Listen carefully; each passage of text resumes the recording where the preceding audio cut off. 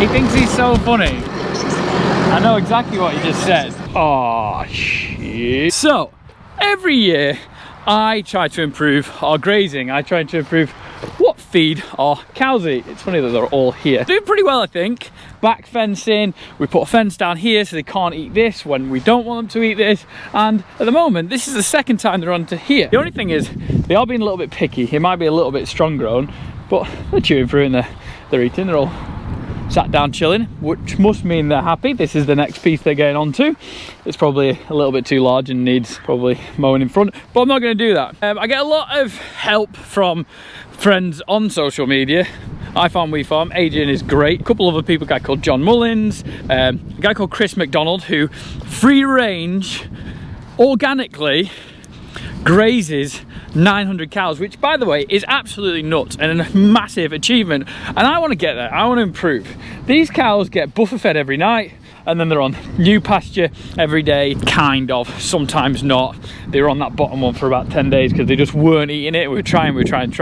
Now I've just shut up and stopped it. And like I say, I'm improving probably by 2-5% every year, maybe, but I've decided to take the plunge.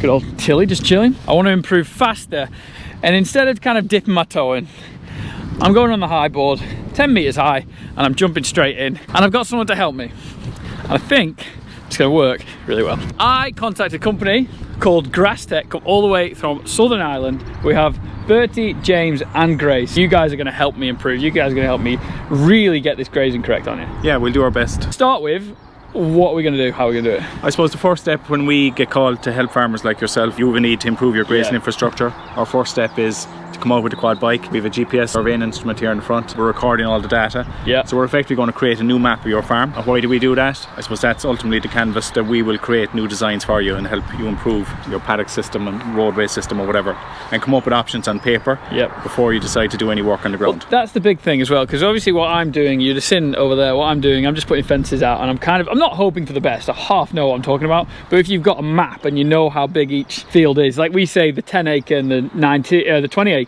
and they're actually 9 and 19. Yeah. Do you know what I mean? It's not exact sizes, so we need to know how big each field is, which would be massive for us, and you'll draw out a map, which, by the way, I've already have a sneak preview because I'm nosy as anything.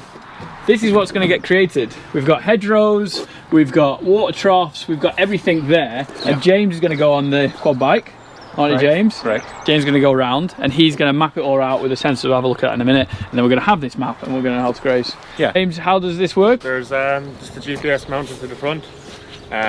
We'll drive clockwise around every field. Yep. And I'll be taking points as I'm travelling, and it's all collected as raw data. Once we go back to the office, it'll all be uploaded and generated into a map, and we'll be able to get exact acreage. From there you can split it into paddocks and according to cow sizes and whatever. Amazing, which is perfect, exactly what I want. Right, we'll let you go off because we've got a lot of fields to do. We're going to do every single field that we own and rent, so we've got 240, 250 acres to go through. So James is going to be very busy, and unfortunately he's got some cows to go through because I've got electric fence, but you'll be used to it, and me and Bertie will have a look round, and I want to show him the grass that we're grazing at the moment with the cows, because the Irish know how to graze, and you'll probably just, your hands will be in shame of what I've done. James is off. Go there as a roll cage because you guys in Ireland have a bit more hills than here. Yeah, I know, it's a good safety feature on it, and it's just trying to protect James and whoever's driving it really. Yeah, which is the helmet and the roll bar.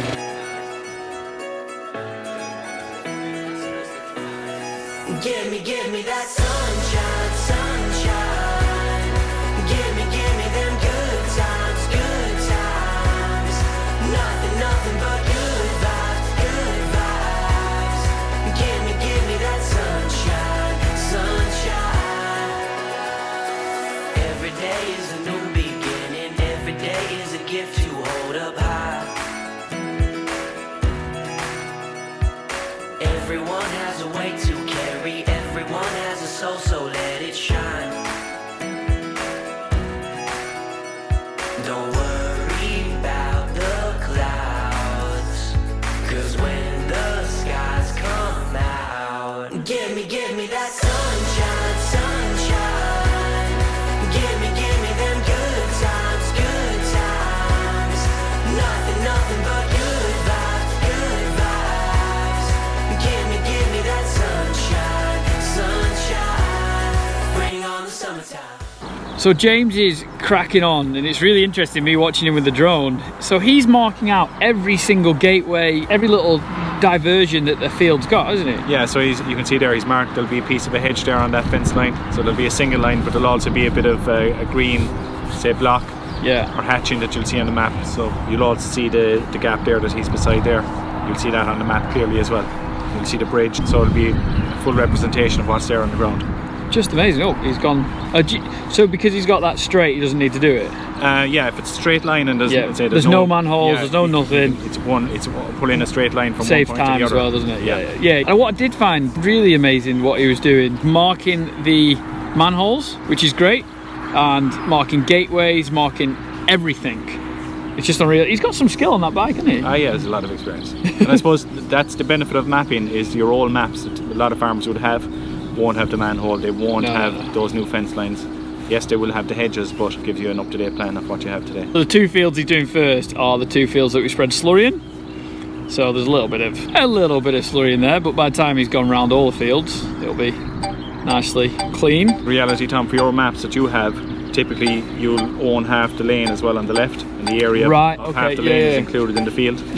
So that's the difference between gross area and net area then. So you'll have a net area figure afterwards. So we'll know the perfect amount of land that we can graze, so it's ideal. So if we say, I don't know, we'll have a chat of it later down, if we say we're grazing 2 acres a day, we can do it perfectly. So you'll see that he's got some codes on the laptop, has he? He has, yes. So he'll reference there a gateway on that. So again, in time, when you have a map and you have a whiteboard in time in the office, if someone's coming in with a tractor there, you can point out, come in this way. Right, yeah. So it's a good reference point to have it. But he has about maybe 15 satellites all pointing down to that area that he is on the left. Wow. It's given about 2 centimetre accuracy. Wow. Mental, isn't it? Yeah. That's why he has to go clockwise, because the satellite is on the front left, isn't it? So he's getting that. Ginger guys, tank it's slurring.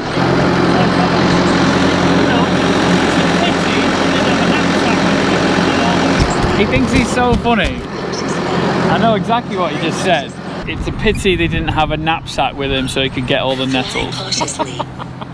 What a man. Not for chatting. Got a whiteboard like this after then as well. Oh, amazing. This is what I want. It's a research farm in Ireland, a new CD, but you get something like what they have. And then did they just have fields? So and then these are the tracks they put in? Yeah, so they're track. They would have been fields originally, so you have parallel tracks, stone tracks like what you have there, but they're parallel to each other. So parallel fence lines. And you can see they're equal size. Every paddock is numbered then as well. So it's a good communication tool. And here then you can have important phone numbers afterwards and key people that support the farm, so to speak. Well, this is exactly it. See the water troughs. Weather station there. They got a weather station. Yeah, again, it's a research farm, so they're probably monitoring the rainfall. There's plenty of it in Ireland. I'm very excited for this. I know everyone else watching this is as excited as me, because this is going to be amazing. Me and Luke's really excited as well, so this is good. James is off. And I'm going to show Bertie what we're grazing at the moment. He's going to cry. Our current situation for everyone watching this and Bertie, well, that's where we milk, and the cows come to here. And what we're going to do, we've grazed this once. We've electric fenced it off down this track, you can see, and then we've grazed the field behind, and then this field grew back, and now I'm going to graze and strip graze it. But the problem that we have, Bertie, which you'll probably agree with, water. So we only have water at the parlour and then water up there. Yeah, I suppose any good grazing system, I suppose there's 3 elements to it. It's the Our cows are super friendly. They are very friendly. It's the tracks, it's the fences, and it's the water trough, as you just said. So it's having a water trough close by is obviously useful to have. We'll go on the other side of the fence. This is what we have left over. And you would probably say there's too much here now. Yeah, look, I suppose we're in peak growth at the moment as well, so you have the heat, you have moisture, grass is growing very quickly. But I suppose realistically this probably should be baled or put into the pit. Thank you, Bertie. It's a bit too strong for cows to graze. They're going to leave a lot of waste behind. And that's the problem that I have. They either get too short or they leave waste. And the other thing, we buffer feed. So this is what I want you guys to do. Not do, that sounds really rude, but you know what I'm saying, help me. Because what I want to do is stop buffer feeding and then graze on these paddock systems. And then when it gets too much, we can chop it or bale it. Then we should know a little bit better. And then have this bit to graze, and then have a fence that comes this fence, but the cows come this side now and they smack this side for like, what would you say the ideal turnaround? So how long should they be in each paddock? Ideally maybe no more than 36 hours, so that's effectively 3 milkings. A lot of people would do 24 but maybe some on 36. Yep. So and ideally you need a 21-day rotation, 22-day rotation, because grass grows within that period, and you know, over 22 days what happens is it gets a bit heavy. Yeah, well it passes that third leaf, doesn't it? Yeah, and ideally then you know, I suppose grazing is a lot easier where you have infrastructure. It's like you have a nice new shed inside. Yep. It's easy to put your cows in the autumn. Yeah. It's easier to manage your cows if you have permanent fences slightly, and there's an element of permanent fences with tracks. It just gives you that flexibility to manage your cows better at grass. It's exactly that. Like what you're doing right now, James is cracking on and he's busy. We need to map it, because I'm guessing, like how do you know what an acre is in a hectare is when you just stood here. Yeah. And this is the importance of doing it. And I guess you've 120 cows out here. Yeah. They need maybe 3 acres for a 24-hour period. Okay. So they'll consume say 4.5 acres in 36 hours. Right. So once we know the area of this, then we can create divisions on paper. The only thing that worries me about this, and I haven't told Bertie about it, are we going to have enough acres to have 21 paddocks and chop as much grass as we need? Yeah, and I guess that's the balance, but you have a lot of land. Yeah. But you should prioritise this land around your yard here for your cows 100%. and push your silage away. Yeah. And ideally not be cutting silage here. Ideally. Let's see what the map comes to. That's the bit that scares me. We'll find out. When the grass falls over in its own weight like that, it's so heavy it just falls over, so it's a good sign that look, that needs to be baled, or it needs some mechanical intervention like a mower going through it. Whereas this here, you know, that's closer to where cows would be happy to graze. And that's still quite strong, isn't it? It is, yeah, but that's certainly too strong. This is more manageable. Sunshine, bring on the summertime. Put it back up before they figure it out. Back on. But they're not short of grass. They've got loads. But this is the whole thing. They've got the right grass. So James finished this side of the farm. Obviously all the cows are well happy. How many points have we got, James? 513. 513. So we've done all the land at the farm side, Birks Farm, our farm. We've done the field that we have opposite the golf course. And now James is going to go in the field that we just have the bull. Watch out for the bull. That's quiet. Sunshine, give me them good times, good times. Nothing but good vibes. Give me that sunshine. So James has just done the field with all the highlands in it, and now he's just doing this little bit of a, you could say this is a paddock, but it's like a little bit of a strip. We used to chop it, we don't bother now, we just put cows on it or anything. If you ever wondered where the highlands are, they are here. Some of the cows started chasing the sheep, gotta love them. Big night.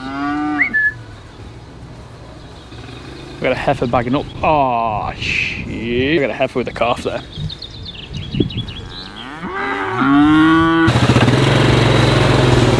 It's getting every single inch if I've ever seen it. What he's doing, that GPS, pins there, pins there.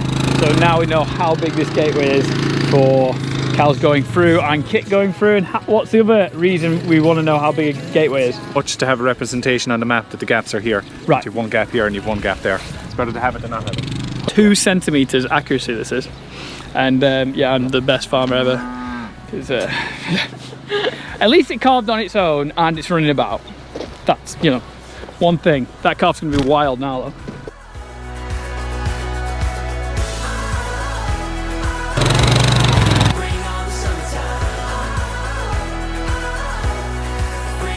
I was just saying, you can see on this overlay, James has gone to Dad's new manhole as well. He's found it in the middle of the field and he just mapped that. He's just trying to make my dad super happy. It's so clever. I was using the quad bike just to get every single point. It's amazing. Young stock, looking really good. We've got a mixture of Angus's, dairy heifers. Got love the red ones. Might have forgotten to dehome one. Don't know if you can see it or not. I can't recall. I think this is a 16-acre field and the pit is 2 acres. So when we get the map back, let's have a look. Yes, we'll have a look. So the field that we're in, our pit field on top of the hill, which doesn't grow that much grass, I think it's 14 acres of farmable land. And I think you call a lot of your fields a 16-acre field, a 10-acre field. Yeah, I think there'll be a bit of a surprise there. Do you reckon? But I don't think you'll probably rename them, but they're probably not those sizes in reality. So James was faster than I even thought, because we didn't have to drone up for all of it. He's done the long field, so we've only got 1 field left to go. So we're smashing it. But can we appreciate how good the fields look? Greening up nicely, aren't they? Oh yeah, it's coming back well.